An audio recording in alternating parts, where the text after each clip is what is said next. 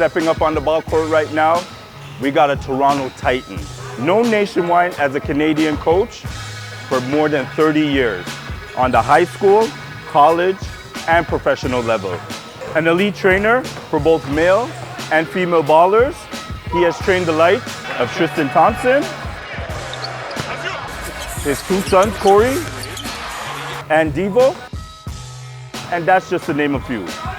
He's a legend of 2 games for both basketball and steel pan.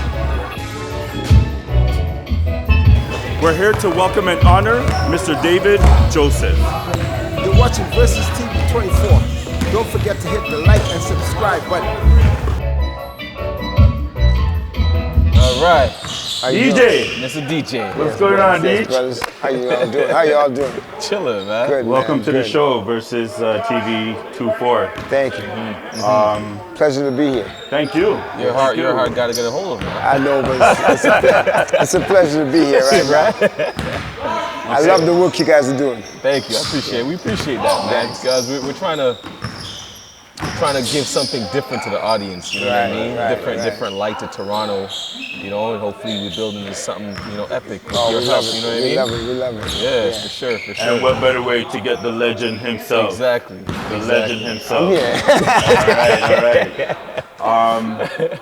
Just from my personal perspective, I've known DJ for about a good maybe 6-7 years now. He's actually responsible for me. He was my link to be able to get to the All-Star game back in 2016. This man, if not for this man, my kids would not have experienced the All-Star weekend at all. We're talking about the game, the dunk-off, the legendary dunk-off with Aaron Gordon. One of the best one ever. Exactly. Yeah, it's one of the top. Probably top one ever. Yeah. One top ever. My daughter, she was able to meet Steph Curry because of this man right here. Other Raptor players at the time, obviously his son. Speaking of which, we have a surprise. We have a surprise. We want to get your opinions on this clip that we're going to play for you. So the point of our show is we show you a clip. Right? You don't know which clip it is. We show you a clip, you react to the clip, and you speak on the clip. All right. Either, you could break it down Yeah, for you us. could break it down tell for us us. Give where us you the play-by-play. If you've seen the clip live, you could tell us your reaction when you see it. Okay. You know what I'm saying? Right. So all right, we gonna go right into it. Oh, I know. You know that one? Yeah, I know that one. Okay. We put on a lot of stuff. If you look at the San Antonio guys, they were all surprised. They were like, what's going on? That was like an out-of-body experience for Cory right there, just knocking it down, putting it down on him. Okay. Where were you when this happened? Man, I was watching the game. I was in Toronto, but I was watching the game. I mean, it was unbelievable. Okay. When I saw that happen, I just couldn't believe it. I jumped out of my seat. I was like, yo, he looks like his pops. So what we want to do is, can you break down what Cory was thinking? Right here, he just saw the guy jump high, so he split the double team and just went to the hoop and went for the dunk. I've seen him dunk before, so I know he had it in him, right? But Serge Ibaka, obviously, is a great defender, big guy who can jump and stuff. So he caught him, At that point in time, I think in the NBA, everyone's get caught sometime with the other, right? So and I can tell it because even Ginobili surprised. They were all surprised. I have a question for you. Does the score reflect on his confidence? No, because they were up comfortably. They were comfortably up at that point. Yeah, but this is a playoff game. This is a playoff game. Yeah. I mean, sometimes, like if you see the score, if you see the score, right? I mean, 91-73. Yeah, they were losing. Yeah, they were. OKC was winning, so at that point in time he was like a rookie still. So he got a chance to play. And he had to show up. He had to show up. Like as a rookie playing the NBA, Cory knows you can't come out there and just play around no more when you get your playing time, right? Exactly. Plus he's playing one of the greatest teams ever. Yep. So he's not playing with like a team that's no good. He's playing with one of the greatest teams ever. So he had to show up, and he showed up. I still think that dunk made them win the series. Yeah, Because San Antonio, I heard that. San Antonio came back and they came back playing and they won that series there. That dunk changed the whole series for them because the guys were like, then they came out, yo, let's get it together. If he's doing that, if he's doing that in the game, let's get it together and let's get that dunk. As a rookie, yeah. So you know he's putting down a serious dunk there, right? Wow. A dunk that changed the whole series, really. So that first conversation after this dunk, that first conversation. I was just about to say that. Like, yo, was the phone ringing off? Yeah. My phone was going crazy. I mean, all my friends were like, yo, did you see that? Did you see that dunk? And I mean, we're talking like, you know, everybody I know was calling me. Did he call you? Oh yeah, I talked to him after. I'm like, yo, Cory, right away. Because we usually talk after almost every game around those times. You know, we talk about every game. I try to coach him and tell him what's going on. He's not going low enough and all that. In all his interviews, he'll tell you. My pops always call me and tell me what's going on, you know. But that was a great dunk. I mean, you know, I mean, it was beautiful that him and Serge got to joke about it because they played on the same team, coming back with the Raptors. So they would joke on it a little bit, you know. So it was, I mean, it was real good. It was real good. It was exciting DJ, times. Let's dive into when you came from. You're a native of Trinidad, correct? And you came to Toronto, Canada at that time. Yeah. Why don't you tell the audience about your journey into basketball? This is obviously prior to Cory Joseph. Yeah, well, when I first came here, I played soccer mostly because in Trinidad I was like a soccer player. Most of my family, my dad played soccer, my uncle, everyone played soccer. So we were good soccer players. So I came here, and then I was going to school, and then we were always in the soccer championship. We had some good guys. I was at Danforth Tech at the time. And we had some good soccer players, the Italian guys, Greek guys. The ethnic thing was good. Like, so we always went to the championship and stuff like that. But then we'd always be in the finals, and it'd be cold. It'd be cold, man. It'd be cold. So then a friend of mine, Winston, like he's like a big brother.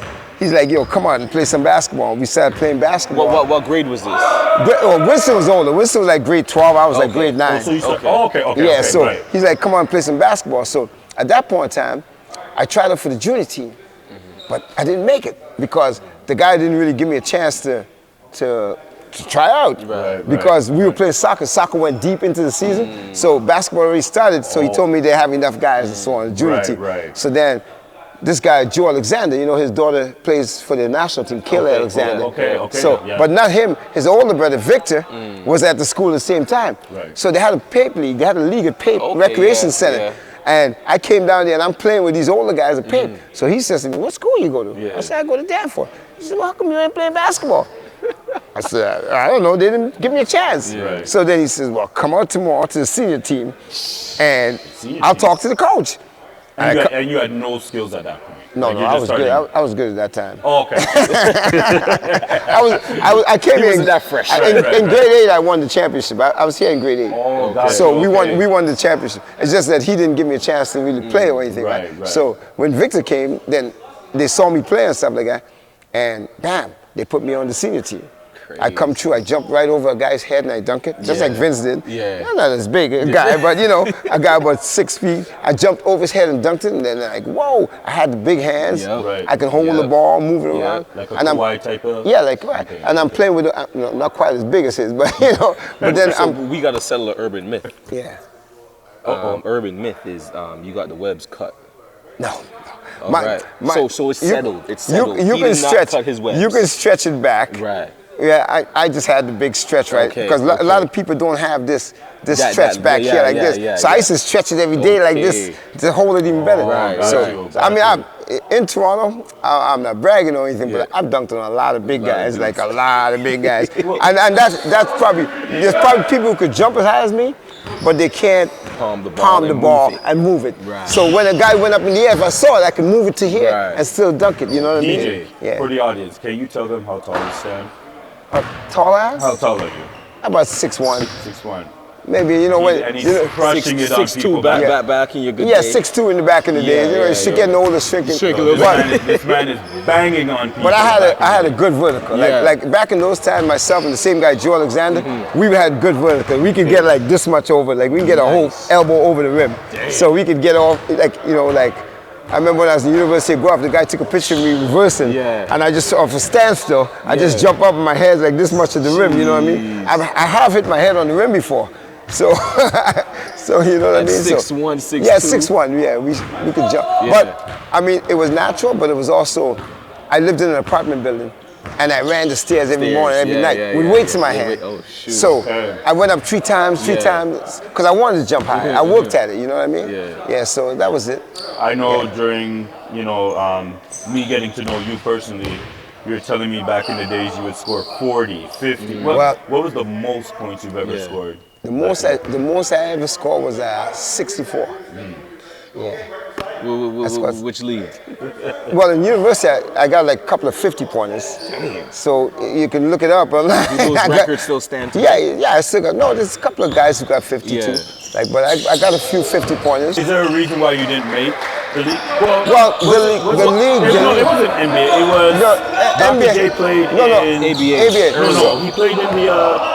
There was something. No, he played in the ABA, and then he went to NBA. But what happened was, obviously, we weren't getting the recognition here in Toronto as guys were getting elsewhere. But I mean, myself, this guy Simeon Mars, Trevor Reddit, we had like this guy Leon Bino. We would go down the stage. We played Chris Webber and those guys. We beat them. We played what's his name? In Detroit, we go to Detroit, Kevin Willis and those guys, we smashed them. They never lost a game for like 20 years and we beat them. They're still looking for us to come back right now. You know what I mean? So we went to Riverside Church, which was the mecca of basketball at that time, and beat them. And I got 50. You know what I'm saying? But we just didn't get the recognition at that time. You know what I'm saying? We just didn't get the recognition. So people didn't know us. Most of the time, the guys would say, I didn't know you guys had ball players in Toronto. But the kids now, everyone get a chance to see them. They have AAU ball.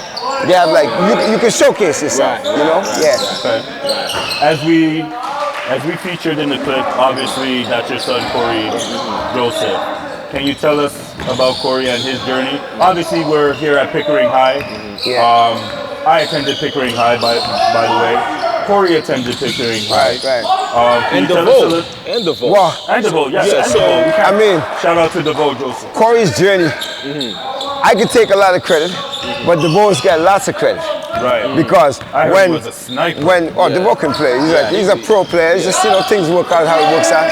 But Cory has to do a lot because of DeVoe. Because when DeVoe's outside taking 1,000 shots all summer, he's forcing Cory to come outside and take 1,000 shots with him. You know what I'm saying? So sometimes, that's his parents. We have to work on all that stuff.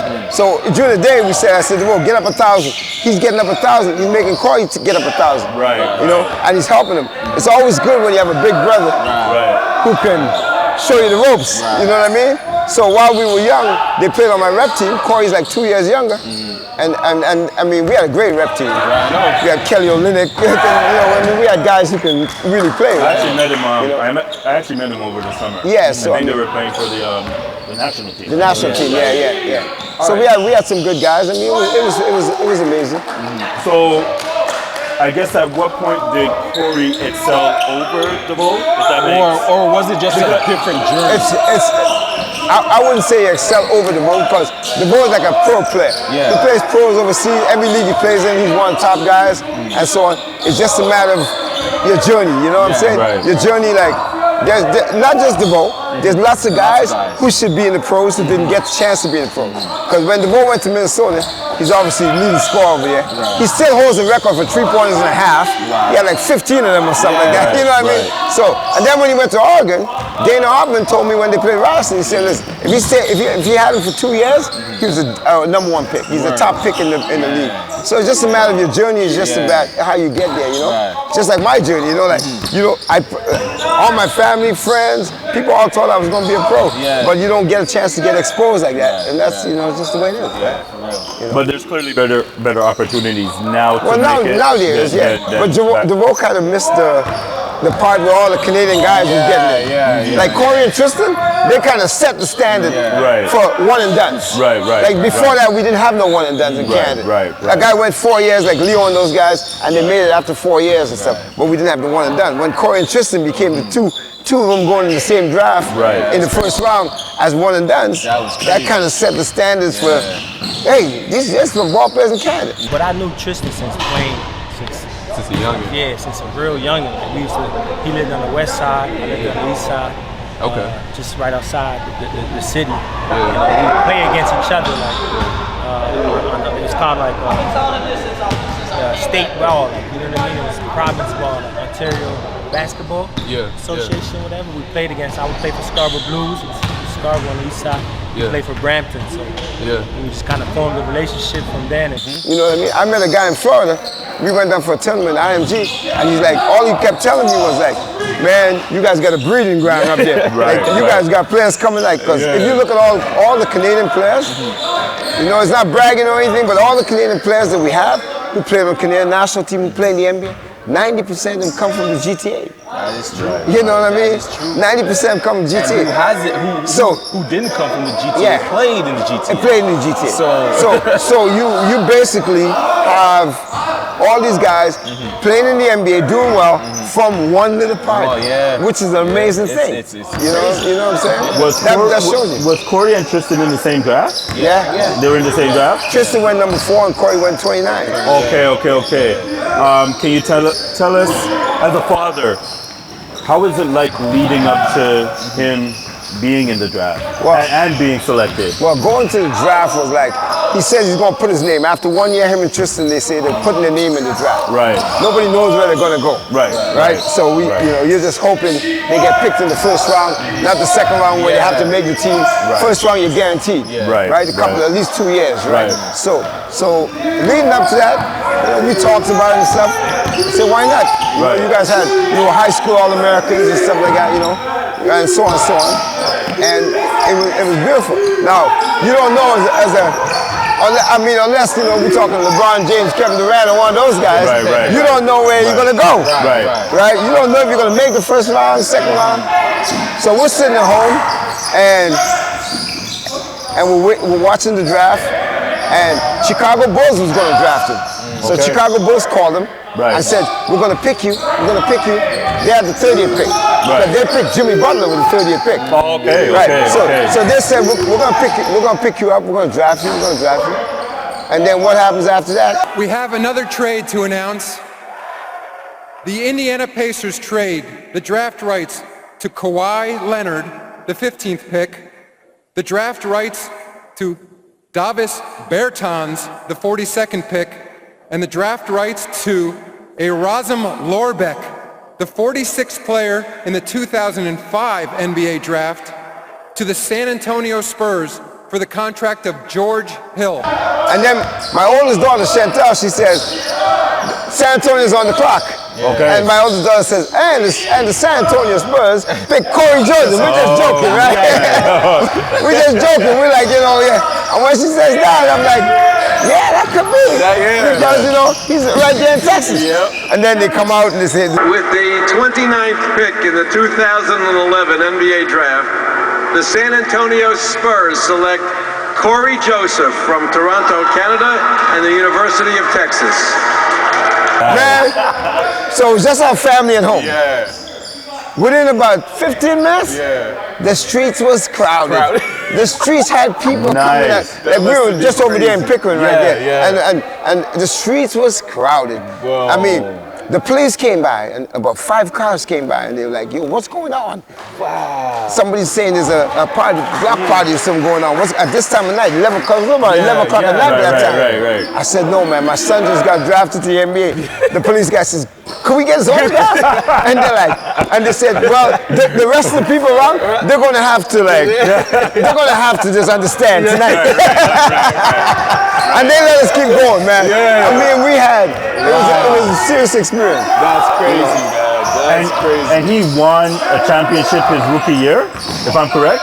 No, second year. Second year, he won a championship? How was that like? Oh, that was just beautiful too. I mean, they played some of the best basketball you'd ever see. Where they moving the basketball and everything. That was a great team.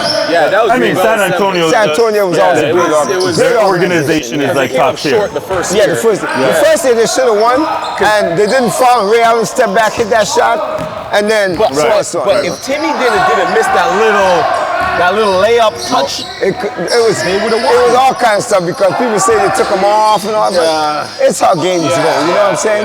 It's how games go. They had it in the bag and they let it go. That's all. That's all it was. You know. But next year they came back with a vengeance. Next year they came back with a vengeance. They won in 5. They were rolling. I mean, the best basketball I've seen in the last 50 years. The best basketball I've seen. That's proper. They look like when the Lakers played with Magic Johnson. You know what I mean? You know, and Larry Bird and those guys against Boston. That's what that kind of basketball was like. The ball moved, the people moved. Oh, it was beautiful basketball. So growing up in Toronto, coming up, how was basketball? Like, basketball was good. We saw some good people. Danny Ainge used to play baseball here with the Blue Jays, and he would come down and play pickup with us. And he didn't look any different than none of us. At that time, you know, he was like, he used to love it to come down because it's competition, right? You know what I'm saying? There was a lot of guys who could play in Toronto, but all the guys never got recognition. I mean, I learned from basketball from some real good guys. This guy, Harry Brown, he was an American guy, came over here, he went to Oklahoma, played for the Pistons for a bit, and I mean, he was teaching all of us. He was like basically, oh man, he had us like learning stuff from him. Man, maybe the best passer I've ever seen like live. He could hit you from there, two guys, I mean. And then Bobby Love and those guys ran, he's from Nova Scotia. He ran like Mr. Sub, and then he would bring all kind of American guys. And we just got to play against good guys too, these older guys, you know. We appreciated the older guys. Like sometimes the young guys now don't appreciate the older guys as much, but we appreciated the older guys because they gave us a chance to like run. And you come down, George Brown had the pickup down there, and if you played at George Brown, you're playing good because anybody who came to town was playing at George Brown. So if you can run there, you know you can play. You know what I'm saying? So, and all of us guys who ran there, we all went elsewhere and played, and we realized, you know, we went to university and stuff like that. University became easy after you played with those guys, those good guys. The game slows down for you. The game slows down. You can play it anyhow you want. Let's talk about your daughter. She's in she's active in basketball. Madani, she just finished at Campbell. She got 5 years free education, which is good. So she went to Canisius. She went to Canisius for 4 years, and then she went to Campbell last year. And she finished pretty high in the 3-point shooting, like and the team. She was like their sniper. She could shoot it, right? And she played good. Now she's trying to be a singer. She's gonna be a singer now. She's singing now, so you know. But she played good too. My other daughter Danielle, she used to play too. And Chantal. DeVoe won't like it, but when he was like real young, like 7, they played one-on-one outside. She beat him. Yo, you need to get your side of the story. You know, he won't like it. He went inside all mad and stuff like that because she was way older than him. She would back him in, turn on him, you know. But he won't admit that.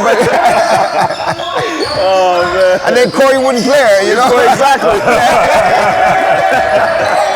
Wow, man. I think lastly, clearly we're on site with youth training. I guess they're 15, 16-year-olds and whatnot. You train both males and females. Oh yeah, correct? everybody. Tell us a little bit about that. I mean, I just try to share my knowledge with like most of the people, right? You know. I have one more son too, Isaiah. He went to Mother Teresa. He was playing pretty good shooting, but then he got into the rap business. He wants to be a rapper and all that stuff. Right. But yeah, but that's, I mean, you know, I'll train anybody. Right. Like I think if you love the game, I love to train you. Like the first thing, if you want to be good at this game, you have to have the love. Right. You know, not everybody playing the game has the love. Who's harder to train, males or females? I don't know if anybody's harder. Okay. Because they're probably pretty much equal. You know, females are a little better at listening. Right. I'm just saying, like in terms of their mentality. Well, they listen and they'll do what you say right away. And the males, they see things. Like, so if there's a little crack in between to get through, he's seeing that when the female is basically more fundamental. So, like girls basketball is probably more fundamentally sound than guys. But obviously, when you play basketball, the athleticism counts, the size counts. So you know what I'm saying? But girls basketball is probably more fundamental. I watch WNBA all the time. I find with men, we kind of cheat the game because of our athleticism. That's a good point. You know what I'm saying? That's a good I point. think we kind of cheat the game. Where women, they, like you're saying, it's more fundamental, more technical, because they can't jump out the gym, they'll box out. Right. You know what I mean? Right. Well, I mean, They'll be like, all right, we're going to get it. I wouldn't say they can't jump because I see some girls dunking and stuff nowadays. No, I'm just saying. Well, no, I see that. I was on the tube. I was on the YouTube. I was on the tube recently, and I'm seeing girls putting it down. So just girls, I mean, I wouldn't say they're not athletic. It's a different type of athleticism. Right. That's all it is. Because I would say they're athletic. Once they run up and down the court, they're pretty athletic. Exactly. You know what I'm saying? Because a lot of those girls can beat a lot of guys. You know, like so. It's just, but it's a more fundamental game. You know what I'm saying? Not so much your lesson, but a fundamental game they play. Right. And then it's a beautiful game because they can pass good, they can shoot. I mean, I think in the last few All-Star games, those girls have been beating those guys in the shoot-off, right? That's true. You know, so it's not so none of them really hard as a coach. It's just, you know, I love coaching them both. Right. So I was just gonna ask that. Yeah. So if someone wants to get coached, where can they find you? Well, I'm on Team Joseph training. Okay. So I'm online there. Team Joseph. I had shut down during the COVID time. Okay. But I'm back. You know, I'm going to start back coming up with Team Joseph training. Right now, I'm coaching this, like this prep school business. It takes up a lot of time. A lot of time.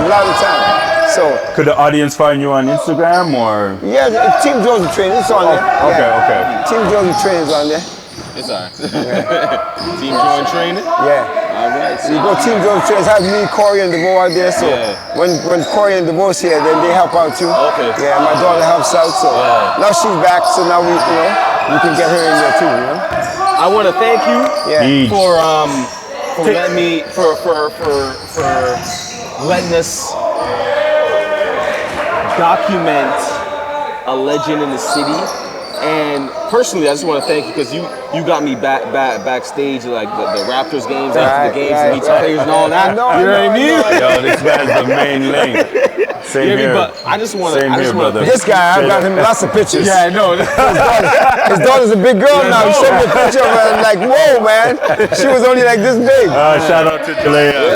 Thank you. Yeah, like a lot of young guys don't know who you are, don't know your accolades, don't know. You know what I'm saying? Don't respect the game. Yeah. You know what I'm saying? Yeah. And we just wanna shed some light on the OGs. And you did it huge. You know what I'm saying? You did it huge, and that's why we were chasing you. You know what I'm saying? I would say on the contrary, I would say enough people know about him. I'm saying young guys. Okay. You know what I'm saying? Because the way I met him was through the grapevine. Like, like everybody's out there saying, yo, the legend back in the day. Exactly. I mean, not so much just Cory Joseph's father. Just in terms of skills and whatnot, to know that a 6'1" guard was just banging on people. Like banging. Banging and whatnot. And then I was just fortunate to meet him. So once again, it's always a pleasure meeting you guys, you know what I'm saying?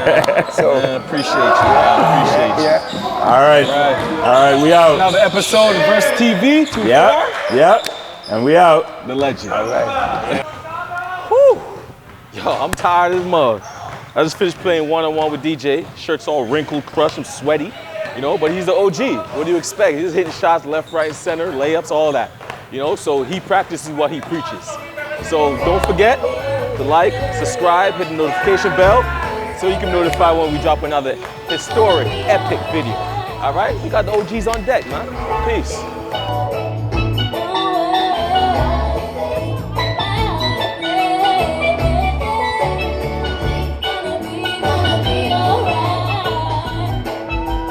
Say